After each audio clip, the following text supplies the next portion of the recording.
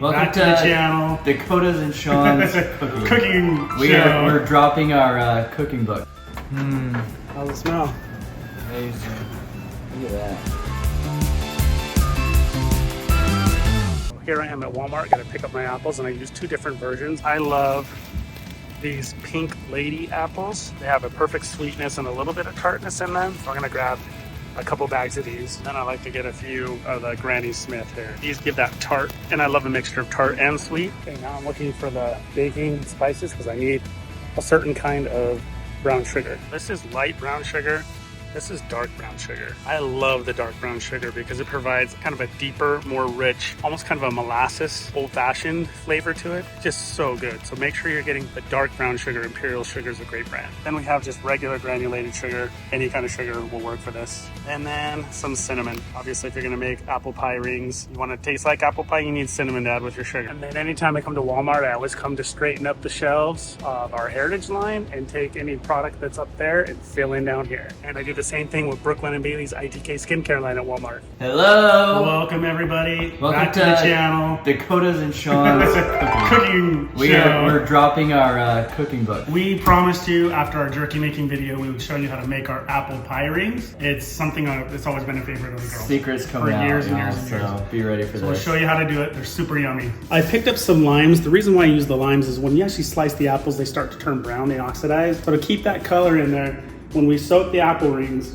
we squeeze lime juice in it, and it just keeps them from turning brown. We have our brown sugar, our white sugar, and our cinnamon. Those go into like the mixture that you put on it. I add just a teeny bit of salt because these things can be super sweet and you want to balance it out a little. And I put a little bit of flour in just to help the sugar bind to the apples. So this is a magic tool. This is how we peel the apples. You can actually find them on Amazon. It makes life so much easier. So this is the apple core. Once it's peeled, we just put a hole in the middle, get the core out, and it makes it perfect and easy. So this is a nice little gadget you can find on Amazon as well. All right, Shaun, show us how it's done. How it's done? Okay, so I just peeled a little stem off the apple, and I bring this over here close to the trash. I'll show you why in a second. And you just kind of slam that down on those spikes, and then you want to lift your little blade off there, and then we're just gonna set that guy right there. So that spike kind of holds it in the top and the spike's in the bottom, and now we just turn it on. And it just do the work. Into the trash. But look how easy that is. Yeah, my fingers would be wrecked. And it looks so clean and perfect. That's it. There you go. And then we grab this guy and we just core it through the apple, twist, and then we drop the core in the trash. That's it. There we go. Now we just take a conventional peeler on those little ends. Doesn't get it all the way, so we just clean it up. Now it's ready to get sliced. All right, what are you doing, Shaun? I'm just juicing up these limes, getting as much juice in them ready so that when we squeeze them, it just saves a little bit of time. Yep, then we just squeeze them in that pot over there with our water, and that becomes just what you bathe your apples in until they're all done. Use a fork and you stick in there and you just move it back and forth, and it just does all the work for you. Get all that good juice. And if there's even a little bit of lime juice on the apple, it's fine because it adds a little tartness to it. So here's the apple. I'm going to show you how big you cut the slices. You want to go just about under 1/4 of an inch. Right there, that's about perfect. Can you see that? Because these will dry thinner. You can go a little bit bigger, a little less to taste. It depends on what you want. But if you do too thick, you can still retain moisture in the apples, and when you think they're dry, they may eventually mold. So you want to make sure they're thin enough that the moisture gets out of them. And they take forever to dehydrate too, so yeah. Those are like the perfect. Take these and stick them in your lime juice bath. And water? And that keeps them from browning up. Time to get some apples cut.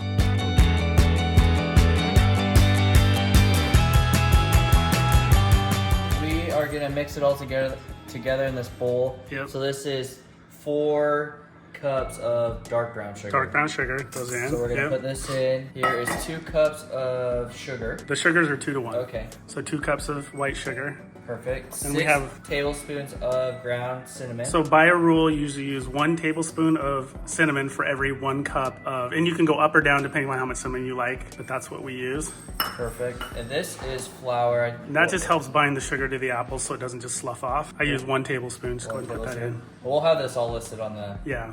in the description box. Yep. This is half a teaspoon of salt. Half a teaspoon. Just to cut the sweetness down a little bit. Mix this all together. Mix it really well.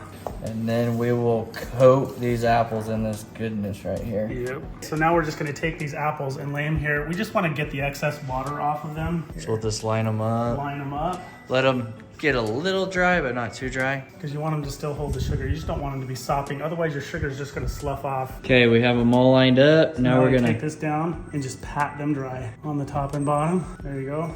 There's the secret. So then we'll just grab our apple, get it fully buried. I tap on it a little bit. Wait a second so it can absorb. Then we go in there and we just grab this. Look at that. And we just put it on the tray.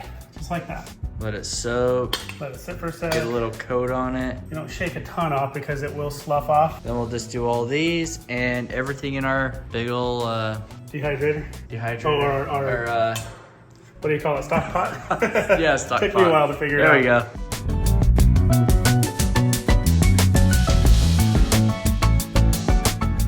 Look at that. There you have it, and we're ready to go stick it in the dehydrator. Okay, we're using our Magic Meal dehydrator. I'm gonna stick that guy right up on the top shelf where all the heat is. And down here in the bottom, we have this plastic tray that catches all the slough off, like the sugary mess. I put it at 10 hours at 167 degrees for the first 2 hours. I want it to dry as much moisture on the top as possible, but typically you would dry fruit at 145. So for 2 hours, 167, then I drop it down to 145. And depending upon the thickness of your apples, it can take between 6 and 12 hours to dry all of them.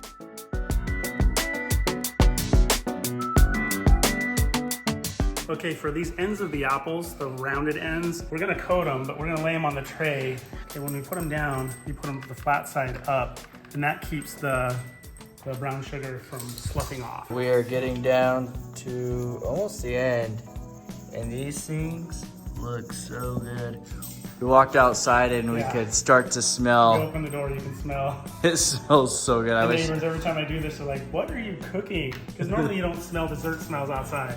Yeah, it smells. Smell smoke. I wish y'all could smell through the phone because it smells amazing. Look at that. I'm gonna open the door here. Mmm. How's it smell? Amazing. Look at that. We'll run that about another hour and then we clean that bottom tray out of goop and put it back in. This is our last tray to go in, and it did, how many trays do we have here? 6? 7 trays. Okay, so we will link to the food dehydrator, the apple peeler, and the apple corer down below in the description box. If you don't have a dehydrator or don't want to get one, you can do it in your oven, but you can only do a small amount at a time. And the way you do that is you set your temperature, again, 167 for the first 2 hours. And then after that, you turn it to 145. So you would cook it, but I put a tray down below here. That's what you'll lay your apples on. And you sit them on here so that any slough off will be caught on the tray. And you stick it in there and you just wait until they're done. It's been 2 hours. I'm gonna go ahead and reduce the temperature down to 145 for the remaining 4 to 8 hours, depending upon the thickness of the apples. Before I do that, I want to show you what they're looking like after 2 hours at 167. Oh, they're looking great. Oh, I wish you guys could smell this. Hey, scratch the screen and sniff and you'll be able to smell this, all right? We'll go ahead and adjust the temperature and then come check on them a little later. It's been about halfway through, I think 3.5, maybe 4 hours, and I'm gonna go ahead and flip over the apples. They're still flimsy, but you wanna get some of the moisture off the bottom. The tops are fairly dry. So I'm gonna go through and flip all of these over so the bottoms can dry. I've turned over the last tray here, and I'm gonna leave them in there at this temperature for probably another 4 hours. It's 3 a.m. in the morning right now. I'm coming out to pull off any of the dry ones that I can find inside here. There'll be a few that won't be. Let's take a look and see what they look like. Definitely some done ones in here. Let's see, that one's done. Go ahead and pull the rest of these off, and then I'll show you what we've got. Okay, there really weren't that many that were done yet. So, got a lot of moisture in there for the ones that we have left. There's only probably, I don't know, there's probably not even a tray, barely a tray in here out of the 6 or 7 that we've done. Okay, it's now just over 3 hours later. I'm pretty tired. And let's check the apples now. Oh yeah, yep, that one's done. Yep, we got a good few done. So you can tell they're done when they're curling up a little, and they're pliable, but they don't crack or break or bend easily. But you don't want them crispy like chips. So see, this is a pretty good consistency or texture that you want these to be when you pull them off. So here we are. Let's go for the ultimate test now. Let's see what this is like. Let's see how you feel they turned out. They good? Perfection. Perfection. Thank you. Me or the apples? Both. This is the amount of apples that turned out of that whole I can't remember how many bags we had. 4 bags of apples. Yum. Look how yummy those look. Dakota would be here with me, but he's in Mexico with Brooklyn, so you get only me today in this outro. But if you really like this, go ahead and like, comment, and subscribe, and you can go watch our other videos, including the jerky making video over here. We'll see you next time. Bye.